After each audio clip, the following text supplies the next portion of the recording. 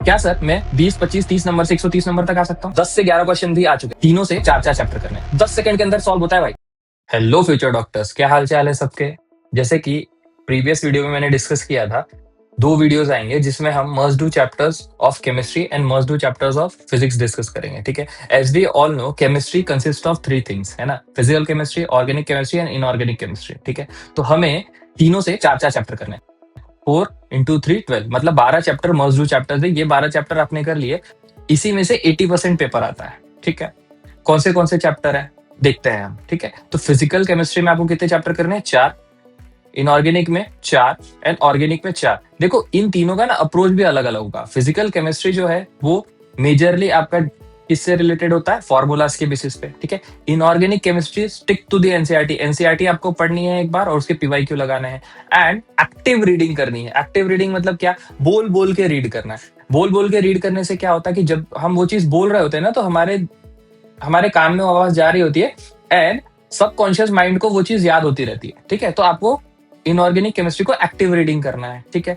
And organic chemistry में आपको reactions याद रखने होते हैं। उसमें सबसे ज्यादा इंपॉर्टेंट क्या है? नेम रिएक्शंस, ठीक है। डायरेक्ट आ जाते हैं, 8 से 10 सेकंड में सवाल बनता है। अगर आपको पता है तो आप टिक मारते हो और आगे भाग जाते हो, ठीक है। तो हमें क्या करना है?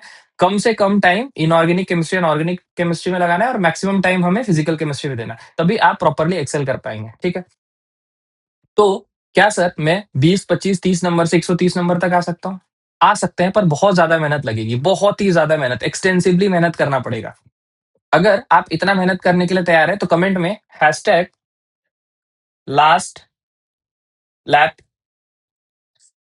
कमेंट कर दीजिए। एंड जितना मैं बता रहा हूँ सिर्फ उतना करेंगे तभी होगा। ये नहीं कि आज मेरा कुछ सुन लिया, दूसरे फैकल्टी का कुछ और सुन लिया, तीसरे फैकल्टी का कुछ और सुन लिया, तो आपका कुछ नहीं होना जाना है। मार्क माय वर्ड्स, कुछ नहीं हो सकता है बेटा। इसीलिए प्रॉपरली जो मैंने प्लान बताया है आपको, अगर उसको ही स्टिक रहेंगे तो अगर उसको ही स्टिक रहेंगे तभी आपका रिजल्ट आने वाला है, ठीक है। तो हम प्लान में क्या करने वाले हैं?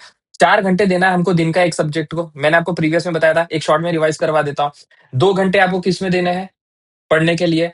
30 मिनट रिवीजन जो आपने कल पढ़ा था एंड 1.5 घंटा आपको पीवाईक्यू लगाने के लिए और क्वेश्चन सॉल्व करने के लिए देना हुआ है। यही आप फिजिक्स में करेंगे, वैसा ही आप केमिस्ट्री में करेंगे, वैसा ही आप बायोलॉजी में करेंगे। चमक गया आपको? चलिए, तो फिजिकल केमिस्ट्री में 4 चैप्टर करने। कौन से मस्ट डू चैप्टर है? पहला थर्मोडायनेमिक्स, दूसरा काइनेमेटिक्स, इलेक्ट्रोकेमिस्ट्री एंड इक्विलिब्रियम। इतना आपको करना ही करना है। देखो थर्मोडायनेमिक्स ना फिजिक्स में भी है, ठीक है। तो ये चैप्टर करने से क्या फायदा होगा कि आपको थर्मोडायनेमिक्स यहाँ का भी हो जाएगा अच्छे से एंड थर्मोडायनेमिक्स फिजिक्स का भी थोड़ा थोड़ा अच्छे से हो जाएगा, ठीक है।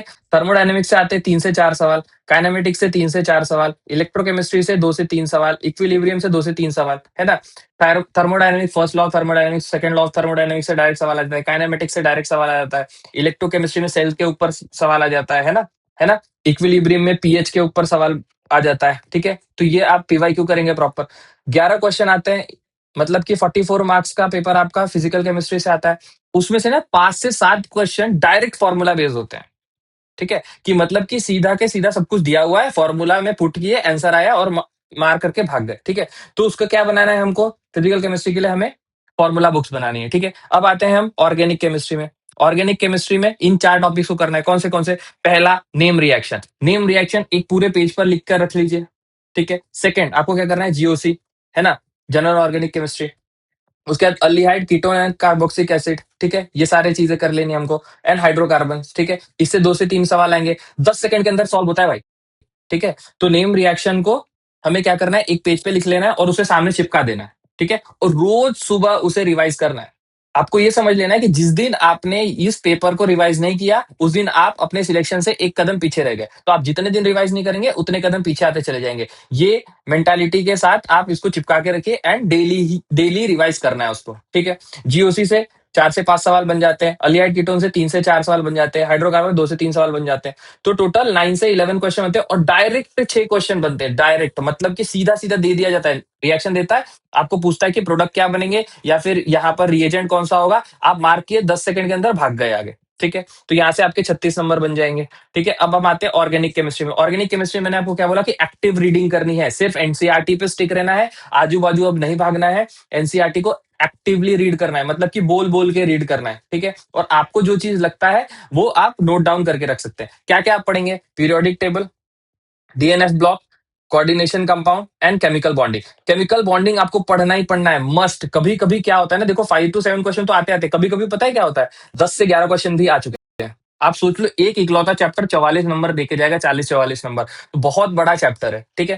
तो क्या, periodic table, DNF block, coordination compound and chemical bonding आपको पढ़ना है। स्टिक टू एनसीईआरटी, और इसके पीवाईक्यू एटलीस्ट 3 टाइम करना है। मैंने आपको बताया था ना कि ये जनरली हार्ड कैटेगरी में होता है, बहुत बच्चे करते नहीं है ठीक से, ठीक है। तो यहाँ से आपके 40 से 50 नंबर बन जाएंगे, ठीक है। तो हमें क्या करना है, हमें क्या करना है, physical chemistry, organic chemistry, inorganic chemistry. हम कैसे करेंगे, एक दिन फिजिकल, एक दिन ऑर्गेनिक, एक दिन इनऑर्गेनिक, इस तरीके से करने वाले हैं। 4 चैप्टर 12 चैप्टर करने हैं, 12 दिन में हमारा कवर हो जाएगा। कैसे कवर करेंगे, तो 2 घंटा पढ़ेंगे, आधा घंटा प्रीवियस डे का रिवीजन करेंगे, और 1.5 घंटा सवाल लगाएंगे, ठीक है। और फिर उसके बाद हम दूसरे सब्जेक्ट में मूव ऑन कर जाएंगे। तो आपको इतना समझ में आया ना। और ये टारगेट कैसे कंप्लीट करना है, तो must complete all chapter by 20 अप्रैल, ये आपका डेडलाइन है। इससे आगे आपको एक्सटेंड नहीं करना है, 20 तारीख तक कंप्लीट किसी भी हालत में करना है। अगले नेक्स्ट डे में हम क्या करने वाले होंगे, रिवीजन और मॉक्स देने वाले होंगे। आप डिस्क्रिप्शन में दिए गए टेलीग्राम पे ज्वाइन हो जाइए, मैं आपको 10 मॉक प्रोवाइड करने वाला हूँ फुल लेंथ, ठीक है। तो भैया क्या करना है, 20 अप्रैल तक हमें 20 अप्रैल तक पूरे चैप्टर्स कंप्लीट करने हैं, जो मैंने आपको 12 चैप्टर बताए। उन 12 चैप्टर का आपको पीवाईक्यू कंप्लीट करना है, 2016 से लेके तो 2025 तक। पुराने पीवाईक्यू करके कोई मतलब नहीं, 38 साल, 40 साल, 50 साल कोई मतलब नहीं है। 2016 से शुरू करिए, 2015 तक के सारे पीवाईक्यू निपटाने, 2 बार एटलीस्ट कवर करने। एंड इनऑर्गेनिक केमिस्ट्री का जो होगा, उसको मैंने आपको क्या बोला, 3 बार कंप्लीट करना है ना। तो उसको 3 into 2 कर लो, मतलब एटलीस्ट 6 टाइम कंप्लीट कर लेना। अगर आप 6 टाइम कंप्लीट कर लेते हो ना, तो 100% आपके इनऑर्गेनिक में सवाल रिपीट होते हैं, एज इट इज उठ के आ जाते हैं। तो आपके वहां से नंबर बन जाएंगे, ठीक है। समझ में आ गया। तो आपको क्या करना है, डिस्क्रिप्शन में दी गई टेलीग्राम के लिंक को ज्वाइन कर लिए, वहां डेली टारगेट आएगा, फिजिक्स, केमिस्ट्री, बायोलॉजी का डेली टारगेट आएगा कि आज फिजिक्स में क्या करना है, केमिस्ट्री में क्या करना है, बायो में क्या करना है।